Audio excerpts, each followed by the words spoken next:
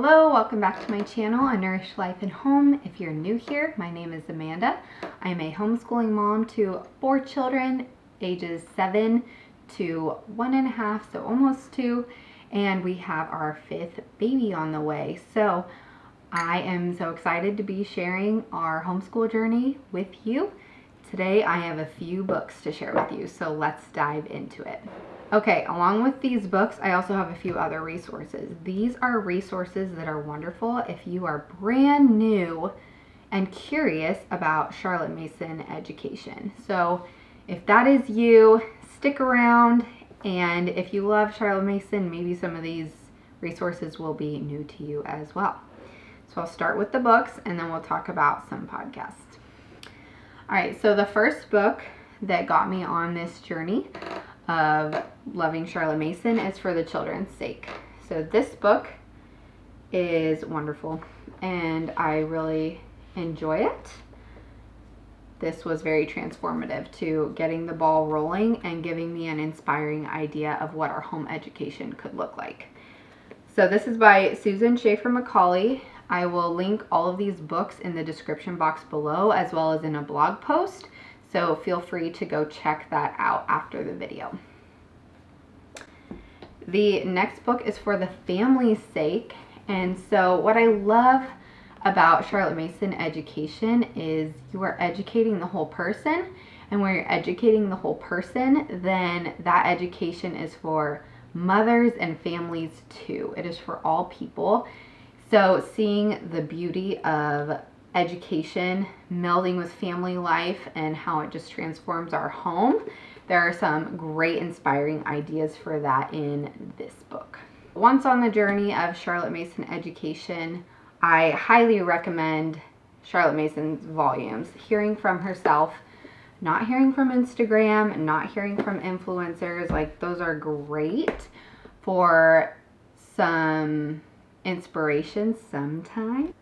I don't know, you just get a better picture of what this philosophy of education actually is when you read from Charlotte Mason herself. So I like to have one of her volumes going at all times. They are wonderful to slow read, to reread, to commonplace, to use as a commonplace, and also to read with friends. So I highly recommend doing that as well.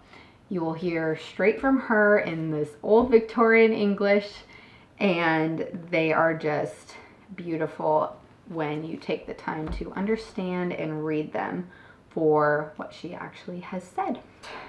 And then along with that, once you have gone down this trail of inspiring ideas, getting a foundation of the philosophy, I love the book Know and Tell. So this is wonderful for narration. So the art of narration.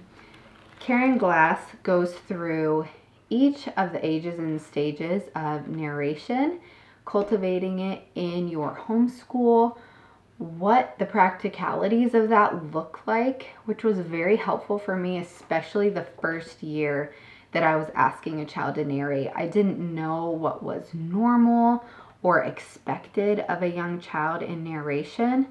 She goes over introducing narration to older students who have never been asked to narrate before, and just what that can look like with very real practical examples from students, which is very, very helpful.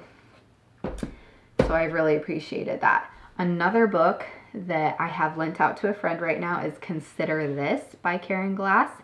And in that book, she just does a beautiful job of connecting Charlotte Mason to the classical tradition of education and how she fits really nicely in this history of classical educators and why, and just this position of poetic knowledge and keeping our children in this place of synthetic learning, seeing learning in all of life, cultivating virtue, pursuing the true, the good, and the beautiful, and focusing on character in education. So she does a really great job in that book. So I highly recommend that once you are on this journey of education. Once you've read that book, I do recommend Poetic Knowledge.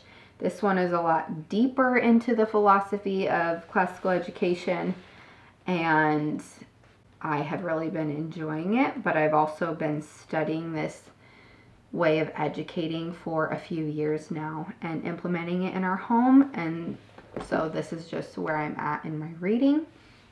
If you're not quite there yet, I recommend starting with some of these other ones to help get the ball rolling and give you an inspiring idea. A few other resources that I've really enjoyed are the Commonplace Podcast by Autumn Kern. They are short podcasts in season 1 that take you season 2, one of those, step by step through Charlotte Mason's principles and what this can look like in your home. And Autumn just does a really wonderful job of meeting the common mom where she's at on this journey of learning about educational philosophy. And then the podcast just builds on those ideas from there. So I've really enjoyed her resources as well. Along with the Commonplace, A Delectable Education is a great podcast for very practical application of Charlotte Mason in your home. I've very much enjoyed that podcast. Whenever I have a question, or if I need an inspiring idea as a mother, there's pretty much a podcast for every question that you could think of when it comes to Charlotte Mason education. So I typically go there. Their website is wonderful too, and their learning tools and planning tools are great as well. In that bridge of classical and Charlotte Mason education, I love the Schole Sisters podcast.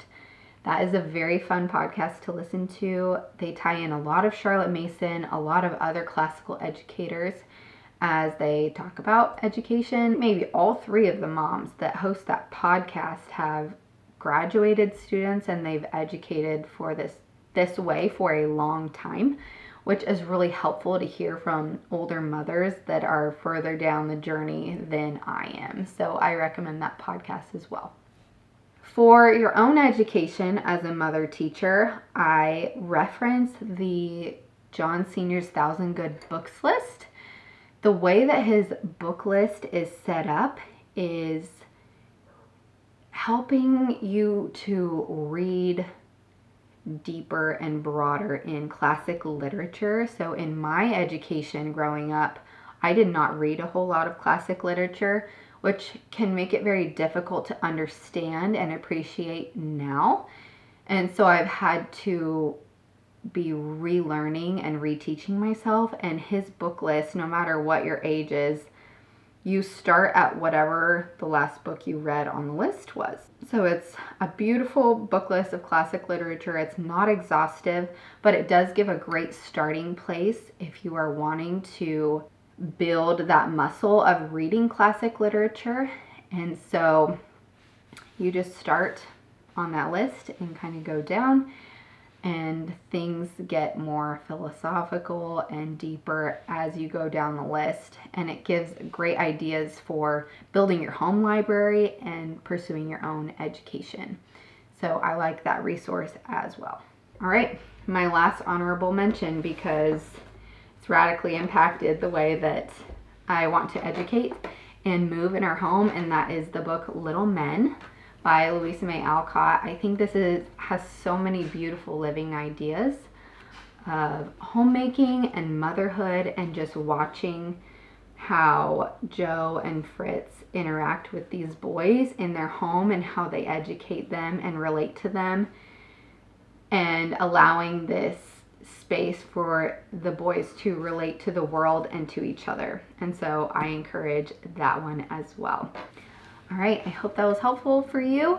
Let me know in the comments below if there is a Charlotte Mason book that you would recommend to somebody who is interested in Charlotte Mason education or is really wanting to learn more. That would be a wonderful resource for us all to look at. Also, remember to check out the blog post below, and I will see you next time. Thanks for being here. Bye.